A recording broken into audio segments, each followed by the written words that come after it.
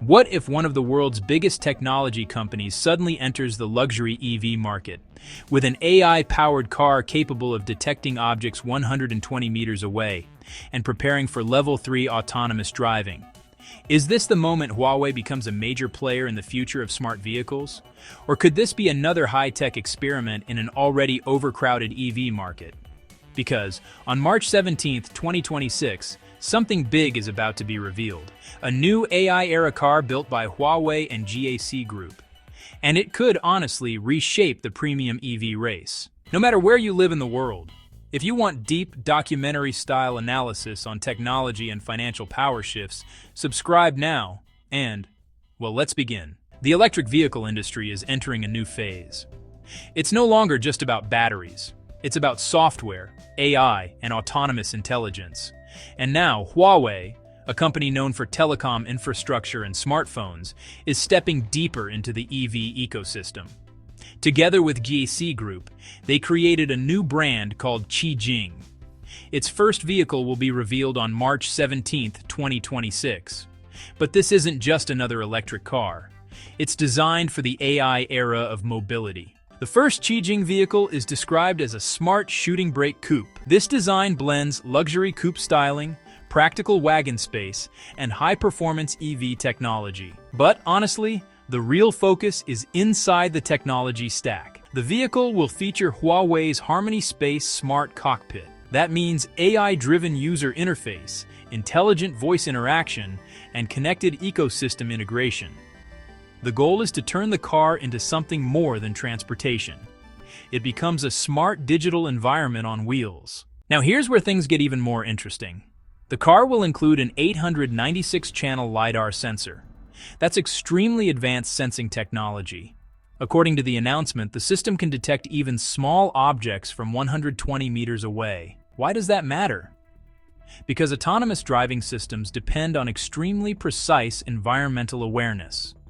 The better the sensors, the safer and smarter the vehicle becomes. Which brings us to the next step. The vehicle will also include Huawei's XMC digital chassis system. This architecture integrates braking, steering, suspension, and AI control into one digital platform.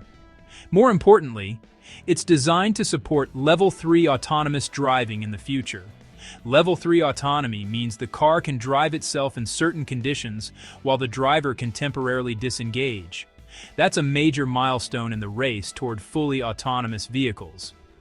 But implementing this safely and reliably remains one of the biggest challenges in the automotive industry. The vehicle is expected to officially launch in June 2026, and it will target the premium EV market in China. That's one of the most competitive car markets in the world. Luxury EV buyers expect advanced AI technology, autonomous features, premium design, and high performance.